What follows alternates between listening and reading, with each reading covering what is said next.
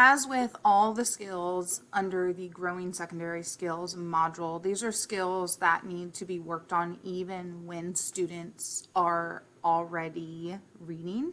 And the foundation of secondary literacy really are those foundation-based skills, right? So when we look now at vocabulary, we're going to look at it kind of from two perspectives. One is from struggling readers, but two is from non-struggling readers who still need to strengthen their vocabulary, because we know that at the secondary level we will still be encountering new vocabulary, content-specific vocabulary, and we'll still need to strengthen that. So let's get right into this. So a little overview of the chapter. I added this quote from Dead Poet Society because I just love it.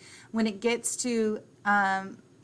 to vocabulary, I love in language arts classes to mess with words and have them really delve into the meanings and the very specific differences between words that have similar meanings, and focus on that power of vocabulary.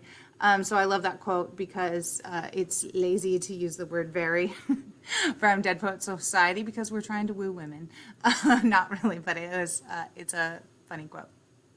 So when we're talking about vocabulary, we need to understand that the meaning of words are understood within situations. They aren't understood in isolation. Okay, so when I was in high school, my junior year of high school, I had a language arts teacher who assigned 100 vocabulary words every week. And we had to find the dictionary definition, highlight the prefixes, suffixes, figure out what part of speech it is, what language it came from, root, Latin, Greek, etc. Right? And then we had to memorize all of them, and then we had a test on 50 of her choice. I remember 0 of those words, 0, and that was every week for an entire semester. Right, so meaning of words need to be understood within situations inside of a context, not just this big list of words. We'll get into more specifics about that in a little bit. Students can know words at different levels, so they may understand the word if you speak it, but they've never seen it written. They might understand one definition of the word and in one situation and one application, but not in others. So we need to recognize that a student might know one definition of a word but not know its homonyms. Language comes from things that we love. Students who love their culture are going to have culture-specific vocabulary, right? It comes from our interests, things that we're passionate about. You need vocabulary for comprehension. You have to have that understanding of 90% of the words in the text to fully comprehend the text, right? Teach words in context. That's what I mean when I say it's understood within situations. We need to teach those words within a specific context, right? If we do have struggling readers, then they're probably working on some phonics instruction, right? So pair vocabulary with phonics instruction. As they're learning how to sound out the word, they should be learning what the word means as well. There are 3 different sort of tiers of vocabulary. Tier 1 is sort of those sight words, non-formal words. Tier 2 is more formal language, things that we would use in academia. And Tier 3 are really content-specific words. Pronunciation, spellings, meanings, and relationships are all sort of different elements of understanding a word. So we can understand it at one level, pronunciation, which is the phonic level. Can we spell it? Do we know what it means? Do we have connections with that word? I have a typo there, I apologize about that. But suffixes, prefixes, and affixes, those common beginnings, middles, and roots of words really help students understand and be able to guess what words mean if they know those. So understanding those lists, knowing at least a good number of them, would help significantly. There is a quote from the text that I wanted to point out here because it says, in 4th grade, our students shift from learning to read to reading to learn. And that is something that I've seen over and over and over again in the middle school, that we have students that come and say, I know how to read. And then they think like, that's it, right? It's the shift, and the text says it's in fourth grade. I would say it's between fourth and seventh grade, depending on a student's ability level. There's the shift between when they got it and they can read to now I need to be able to read more complex text. I need to be able to use higher level thinking. I need to be able to analyze and synthesize and write about what I read, right?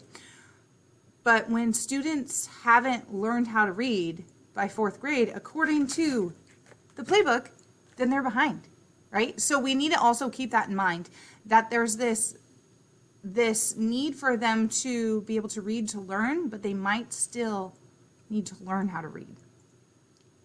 Okay, so again, we're going to look at vocabulary under the umbrella of secondary literacy, the adolescent brain, Bloom's taxonomy, and Scarborough's rope, with just a couple considerations for each. So as you see on Scarborough Rope, vocabulary is at the top. Okay, it is interwoven with background knowledge, language structure, verbal reasoning, and literacy knowledge. That's important to note because it's really hard to learn new vocabulary without background knowledge. And background knowledge becomes increasingly important. There has to be this establishment of what a word means to the student. What other information do they already know when they're learning a new vocabulary word that connects to it? Those connections of background knowledge really strengthen that vocabulary rope, right? If the bottom rope, the phonological awareness, decoding sight words, is strong, then it's going to be way easier for students to learn vocabulary and increase and strengthen that vocabulary rope. But if they are struggling with phonological awareness, maybe don't expect them to be strengthening their vocabulary so much, except within the context of phonological skills, right? Teaching them the phonics and the vocabulary at the same time. Be aware that students can know words at different levels. I said this earlier, but they might be able to hear it. Like they might be able to hear it in context, hear it in speaking, and completely understand what it means, be able to apply it to their background knowledge. But if they don't have the phonics of it, then they might not be able to decode it when they're reading, right?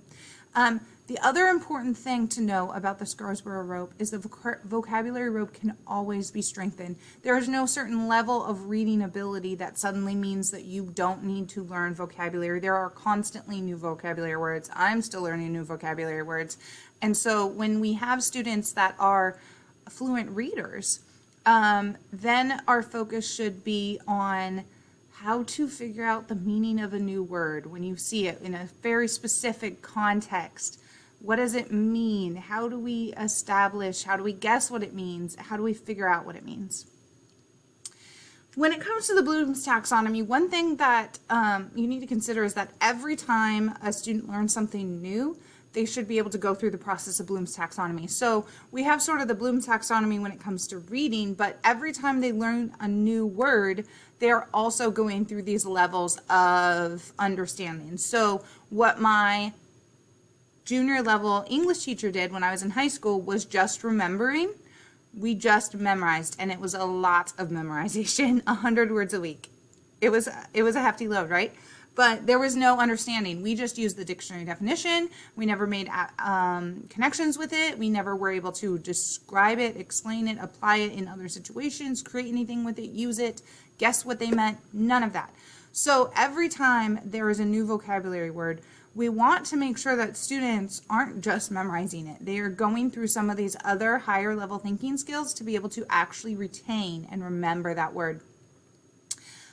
Keep in mind that at the secondary level, their prefrontal cortex is starting to develop, right? So they do have that skill of guessing what words mean, even if they're struggling readers. So use that skill to your advantage. Use the fact that they can guess what a word might mean, even if they pretend like they don't know. Help them out. Help them find connections, right? So use those higher level thinking skills for them to process new words. Okay, so some considerations about the adolescent brain. There's sort of the reminder that I've said throughout this class is that they will think that they already know how to read.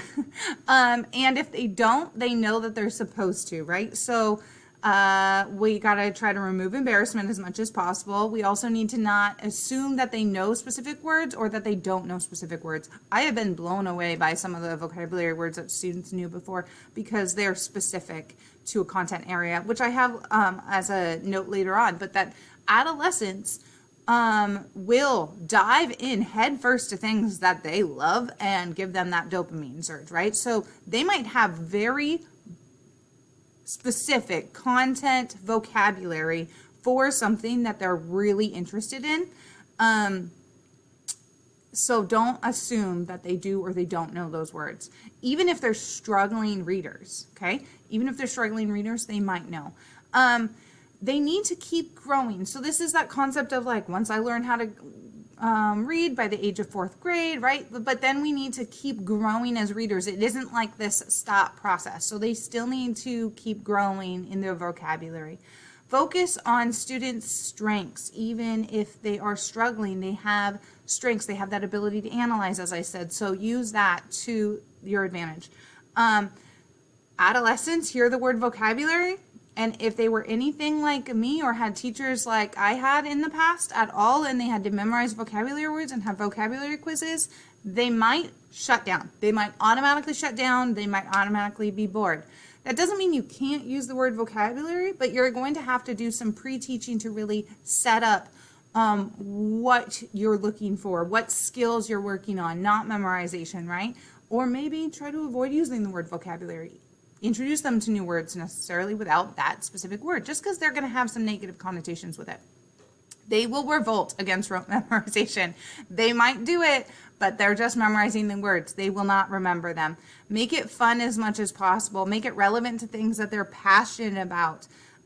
If they don't know words when they're reading, know that they probably just skip those words and just kind of guess what a sentence means because they're accommodating for themselves because they know that they're supposed to know how to read already, right?